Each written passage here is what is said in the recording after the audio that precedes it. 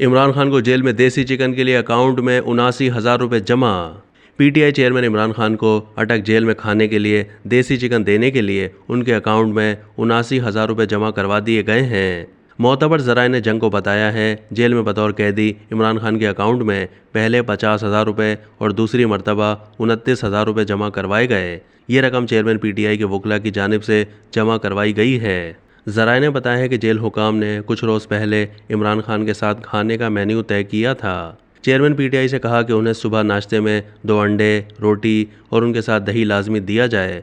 दोपहर और रात के वक्त रोटी के साथ मुख्तलिफ दालें और सब्जियां हैं। ज़राए ने बताया कि इमरान खान ने कह रखा है कि खाने में देसी चिकन उन्हें उस दिन दिया जाए जिस दिन वो उसका कहें।